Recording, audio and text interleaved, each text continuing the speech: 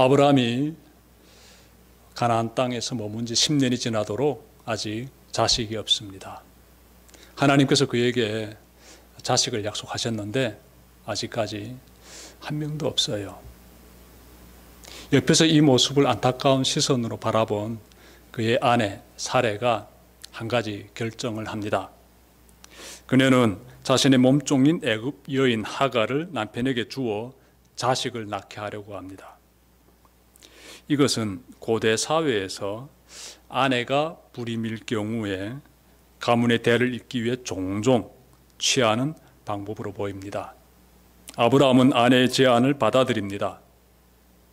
당시 애굽의 여인, 즉 사레의 여종인 하갈의 심정이 어땠을까요? 하갈은 부유한 가정이 아닌 가난한 가정에서 태어나 어려운 삶을 살아왔습니다. 거기에다 고향을 떠나 타국에서 한 여성의 몸종이 되었습니다. 자유로운 몸이 아닌 주인에게 예속된 몸종의 삶을 사는 것만 해도 앞이 캄캄한데 어느 날 갑자기 여주인이 86세나 되는 노인과 동침하여 아이를 낳으라고 합니다. 하갈은 사랑하는 연인과 결혼하여 자식을 낳는 것이 아니라 주인의 지시에 따라 아브라함의 아이를 낳아야 합니다. 하갈은 자신의 신세를 많이 한탄했을 것입니다. 그리고 지금의 상황을 그대로 받아들이기로 합니다. 하갈은 아브라함과 동침하여 임신하게 됩니다. 창세기 16장 4절을 보면 하갈이 아브라함이 아이를 갖게 되자 여주인을 멸시했다라고 합니다. 제가 말씀 찾아 읽겠습니다. 4절 하반절입니다. 하갈이 임신하매 그가 자기의 임신함을 알고 그의 여주인은 사레를 가리키지요. 그의 여주인을 멸시한지라. 멸시하다는 단어 속에는 상대를 업신여기다, 경멸하다 이런 의미가 담겨져 있습니다. 그러면 과연 하갈이 자신의 주인인 사레를 멸시했을까요? 멸시하다라고 번역된 이 히브리 단어는 칼날입니다. 칼날. 그런데 칼날이라는 단어에는 멸시하다라는 의미가 아닌 가볍게 대하다라는 의미가 담겨 있습니다. 개역개정 성경에서 칼날을 멸시하다라고 번역했는데 좋은 번역으로 보이진 않습니다. 멸시하다라는 히브리 단어는 나이츠입니다. 나이츠. 민수기 14장 11절에서 나와요. 그러므로 하갈이 사레를 멸시하였다라기보다는 하갈이 사레를 가볍게 대했다라고 우리가 생각해 보면 되겠습니다. 분명한 것은 하갈이 아브라함의 아이를 임신하게 되자 종으로 있을 때 사레를 대하던 그러한 태도에서 벗어나 경솔하게 행동했습니다. 경솔하게. 사실 사레는 하갈이 남편의 아이를 임신하자 종으로 있을 때처럼 함부로 대하지 않았던 것으로 보입니다. 꽤 괜찮은 대우를 했던 것 같습니다. 자, 그러자 하갈이 자신의 신분을 망각하고 주인을 가볍게 대했던 것이에요. 이렇게 되자 사레가 분노하게 됩니다. 자신의 몸종이 남편의 아이를 가졌다고 하여서 예전에 자신에게 깍듯하게 대했던 태도에서 벗어나 함부로 대하고 있기 때문에 화를 품게 됩니다. 사레는 남편인 아브라함에게 하갈의 그러한 행실에 대해서 말합니다. 아브라함은 아내에게 당신 좋을 대로 하라고 말하고요.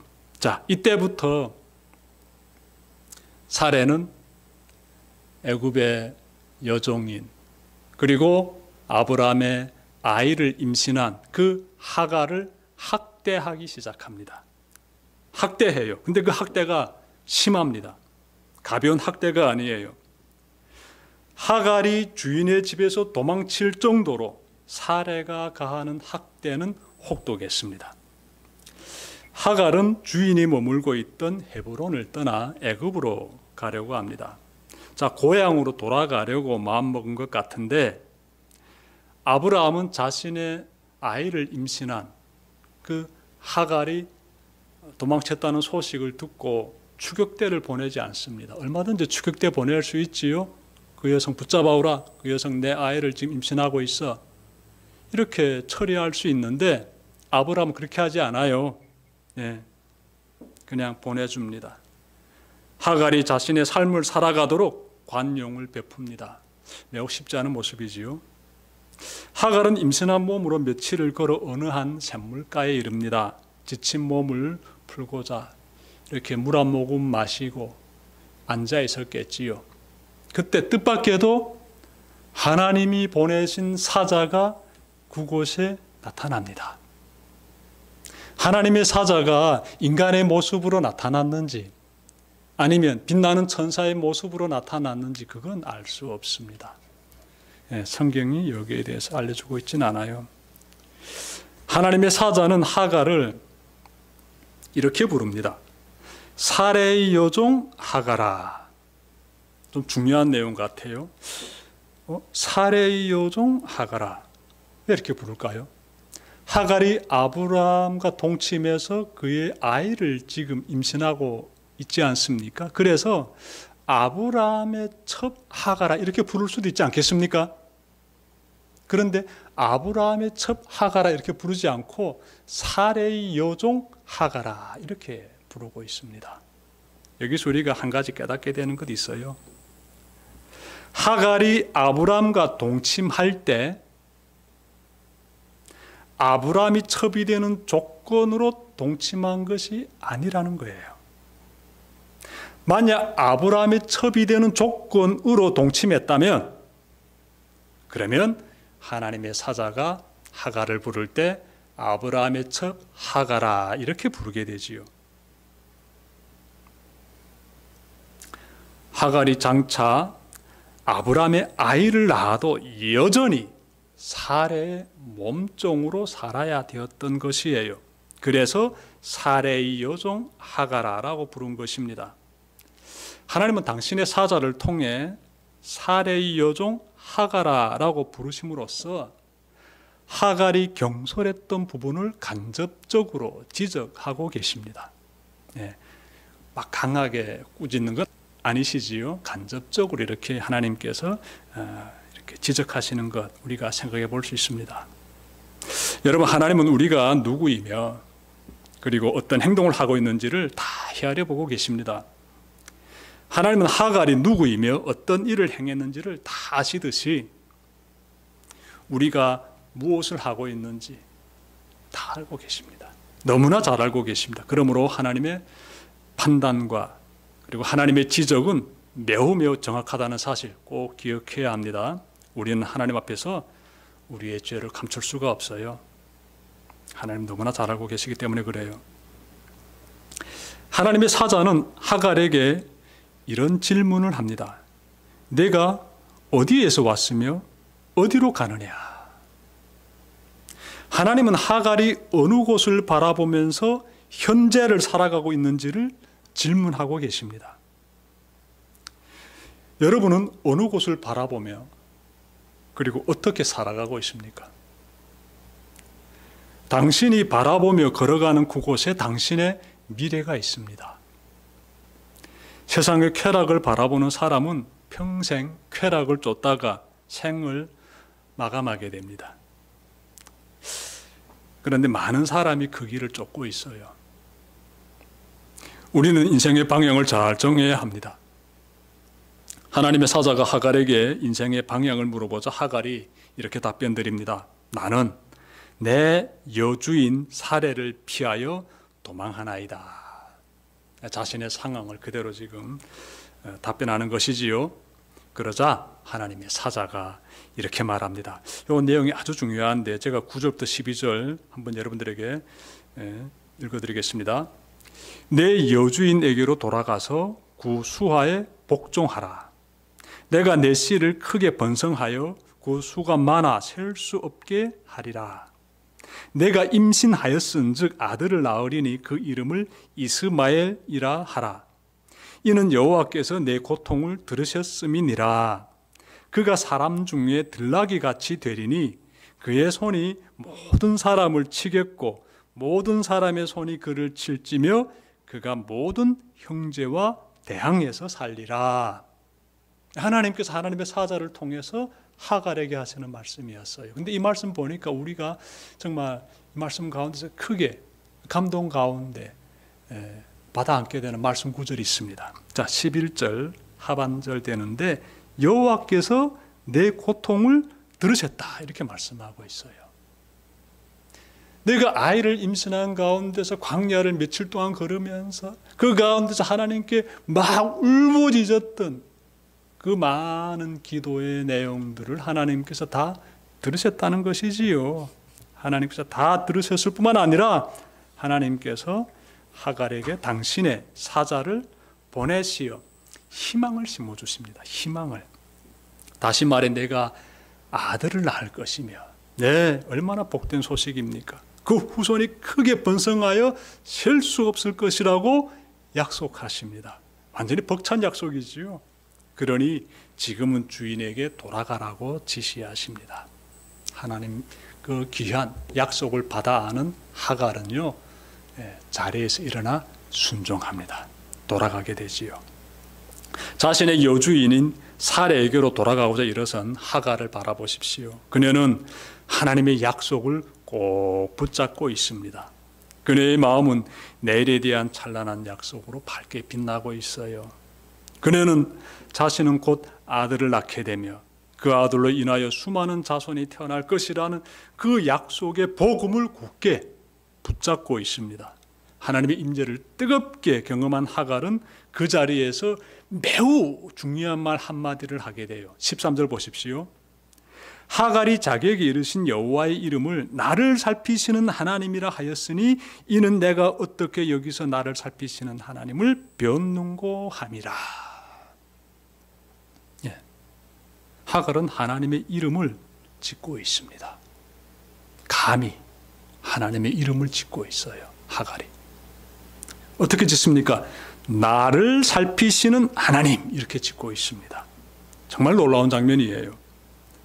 아브라함이라든지 사레가 하나님의 이름을 지었다라면 그럴 수 있겠다 여겨집니다. 그런데 비천한 신분의 그 사람, 그것도 주인에게 잘못을 행한 대가로 학대를 받다가 도망친 종인 그 하갈이 하나님의 이름을 짓고 있어요. 정말 놀라운 것은요, 하갈이 감히 하나님의 이름을 지었다고 하여 하나님께서 책망하지 않으십니다. 그대로 받아주십니다. 여러분, 하나님 앞에서는 모든 사람이 평등합니다. 하나님 앞에서는 온 인류가 평등합니다. 세상에서는요, 어떻습니까? 세상에서는 차별을 두지요. 가지고 있는 소유가 많으냐 적으냐에 따라서 차별을 두고, 남성이냐 여성이냐에 따라서 차별을 두고, 사회적 신분이 어떠한가에 따라서 또한 차별을 두고, 세상은 막 차별을 두는데 하나님 앞에 서게 되면 세상의 그 모든 차별이 다 사라져 버립니다. 하나님 우리 각 사람을 차별 없이 대해 주십니다. 하갈의 모습 보십시오. 남성이 아닌 여성이 하나님의 이름을 짓고 있습니다. 사회적 신분이 높은 사람이 아닌 비천한 신분을 가진 하갈이 하나님의 이름을 짓고 있습니다. 하나님은 이것을 그대로 받아주시는데 얼마나 놀라운 하나님의 세계입니까? 좀 더 찾아볼까요? 하갈을 대하시는 하나님과 또 하갈을 대했던 그 사례, 즉 하갈의 여주인을 이렇게 비교해 보십시오. 어떻습니까? 사례는 하갈이 자신을 존중하지 않는다고, 즉 자신을 가볍게 대한다고 분노하면서 사정없이 학대를 가했습니다. 사례는 자신이 가하는 모진 학대를 받으며 고통스러워하는 하갈의 심정을 조금 더 헤아려 주지 않았습니다. 하갈이 집을 뛰쳐나갈 정도로 학대를 가했습니다. 그러면 하나님은 하갈을 어떻게 대하고 계십니까? 그녀의 부르짖음을 들으시고 당신의 사자를 보내시어 생명 가운데로 인도하십니다. 생명 가운데로. 놀라운 희망을 약속하시고요. 하갈이 약속을 품고 희망을 품고 살아가게 하십니다. 그러므로 여러분, 고통 가운데 있을 때 사람을 의지하지 맙시다. 하나님을 의지합시다. 하갈이 그러했듯이 하나님께 자신의 원통함을 아뢰면서 하나님의 도우심을 구합시다. 그리하면 하갈에게 찾아오신 하나님께서 여러분에게도 찾아오십니다. 여러분에게도. 그리고 여러분, 참으로 하나님은요, 이스라엘 민족만의 하나님이 아닌 온 인류의 하나님이시며 당신을 찾는 자들에게 찾아오시어 생명의 길로 인도하시는 구원의 하나님, 그리고 소망의 하나님이십니다. 끝으로 한 가지만 더 전하려고 합니다. 하갈이 하나님의 이름을 나를 살피시는 하나님이라고 지었다는 것은 곧 하나님과 자신 사이에 특별한 관계가 맺어졌음을 의미합니다. 특별한 관계. 하갈은 이때부터 소망 없이 살아가는 사례의 여종인 것이 아니라 하나님의 보호하심 아래 하나님의 약속을 붙잡고 살아가는 믿음의 여인이 됩니다. 삶이 완전히 변하게 돼요. 그녀는 육신의 신분은 비록 여전히 사례의 몸종이지만 그녀의 영적인 신분은 하나님의 보살피심을 받는 축복의 여인, 믿음의 여인입니다. 이때부터 하갈의 믿음의 여정이 시작이 됩니다. 지금까지 앞이 캄캄했던 그 슬픔의 인생길에서 벗어나 하나님의 보살피심을 받으며 영광의 길에 들어선 하갈에 대해서 전해드렸습니다. 하갈은 고통 중에 하나님을 간절히 찾았으며 하나님의 약속을 붙잡았습니다. 이것이 하나님 믿는 사람의 바람직한 모습이에요. 바람직한 모습. 이 삶 가운데 하나님의 복이 임합니다. 혹시 여러분의 삶이 매우 힘겹지는 않습니까? 고통 가운데 처해 있지는 않습니까? 여러분, 그때는요, 저 하갈처럼 하나님을 찾으십시오. 간절히 부르짖으십시오. 그러면 하나님께서 여러분에게 찾아와 주셔서 힘을 주십니다. 말씀으로 힘을 주시지요. 말씀 가운데서 하나님께서 역사하십니다. 내가 너와 함께한다. 두려워하지 말아라. 이렇게 힘을 주실지도 모르겠습니다. 여러분이 예배를 드리는 가운데서 하나님께서 말씀하실 수도 있고요. 기도드리는 가운데서도 하나님께서 말씀해 주실 수도 있고요. 여러분들이 하나님의 말씀을 펼쳐보는 가운데서도 하나님께서 말씀해 주실 수도 있습니다. 하나님은 다양한 방법으로 말씀하시죠. 그때 하나님은 여러분들에게 필경 힘을 주실 것이에요. 두려워하지 말아라. 내가 도와주겠다. 하갈에게 힘을 주셨듯이, 희망을 주시면서 생명의 길로 인도하셨듯이 이 세상의 삶 가운데서 어려움 가운데 처한 여러분들이 하나님께 간절히 부르짖어 기도드리며 하나님께서요 동일하게 역사하십니다. 하나님을 부르짖는 자에게 하나님은 찾아와 주시고 힘을 주신다는 사실 꼭 기억하시길 바랍니다. 하여 여러분들도 저 하갈처럼 하나님은 나를 보살펴 주시는 하나님이십니다. 이렇게 고백할 수 있기를 바랍니다. 기도드립시다.